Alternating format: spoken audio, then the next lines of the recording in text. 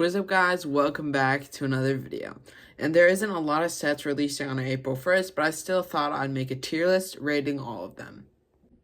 So here are all the sets under the new tab. I'll go in more depth into all of them, but of course a lot of them aren't really that exciting. A lot of these are March sets, but I'm mainly going over some of the bigger sets here and the most important sets. So here is the tier list, and I think I'll start with the Beauty and the Beast castle, and you probably see it is coming on April 4th, but if you have LEGO Insiders, then it's coming on April 1st for you, and it is free, so again, definitely should sign up if you want this set. So this set is $280, and this set actually surprisingly doesn't come with any of those mini dolls, and actually has regular minifigures, which I like a lot.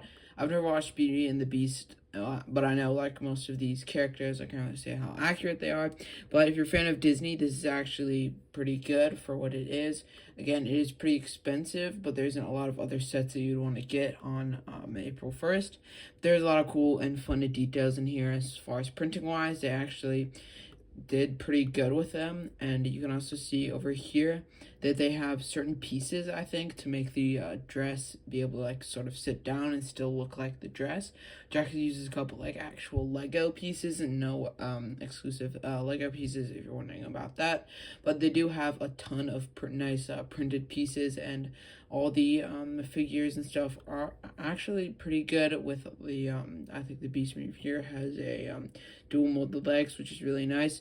Most of these figures have really good printing. I'm not sure if any of them are new. I think some of them are. Here is the figure lineup, but I think some of them came in some CMS. But if you don't have one, this is great to get it. And of course, it has the actual build for $280. I definitely think this is a really good set overall. So I think I'll put this set in unlimited power. It is pretty good, but again, I'm not a fan. I'd probably put this in day one purchase, but again, I'm not a fan, so I don't really understand the hype around this set. I guess a little bit, but I can't really relate to it, so that's the main reason why I'm not putting it in day one buy. Next is the yellow travel suitcase, which you're probably surprised why I'm actually putting this on this list, but I thought it was a good gift to have at the airport. I know they have other postcards for different cities, but they don't have it for everywhere you're going. And I know there are sets like the London bus and the smaller Vespa that you can sort of get in the airport if the airport has a Lego store. Wherever you're going to the place that corresponds with the Lego set, or going back, you most likely want a smaller set.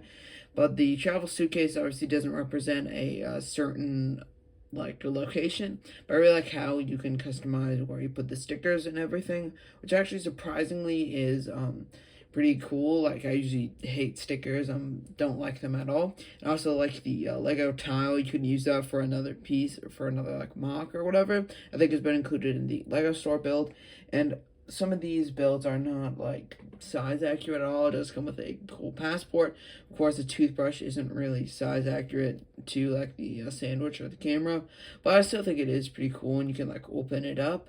So I thought I'd mention it because mainly of the stickers, how I actually quite like them. Here's a better image of the sticker sheet. So I don't the Lego logo does have a sticker on it. It's not printed, but I think this is actually a pretty good set for $15, and definitely a good gift. So I'll put it in True Jedi on the tier list. And now for some way more exciting sets. So next is the River Steamboat for $330. And this, I think, has about 4,000 pieces. So definitely worth your money. I think 10 cents per piece, it would cost about $400, but instead it only costs $330. So this is actually a pretty good deal, and I really like how you can break it down, and there's a lot of cool techniques. The main thing was the wheel in the back, which I think is actually really cool.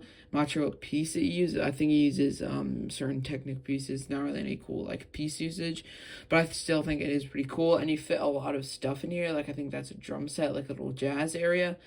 And because it is a passenger boat, I guess, river steamboat, and you can even spin the wheel, so I'm not sure if it will flow. It might be too heavy because it does have 4,000 pieces, 4,090 pieces. So yeah, but they do have the shows a better technique in here, and I think it does have a lot of stickers in it, but I think it is a pretty good set for what it is. Here's a lifestyle image because it does sort of give off that certain vibe. I'm not sure what year, but if you're into that, definitely would recommend. It is very expensive though, because I think it's the most expensive one coming out this this like release date, April 10th. I'm not sure how much hype will be around it. Kind of reminds me of the Twilight set that came out in February. At least in my Lego store, there wasn't like a lot of hype about it compared to some other ones, even though it was on the cheaper side of like the IPs. This one doesn't have an IP, it's just ideas, but I think this one will have a decent amount of hype onto it, unless it is overshadowed by the next set. But before I'll rate this at unlimited power, I'll probably put it ahead of the Beauty and the Beast castle. And here is the Lord of the Rings Shire for $270.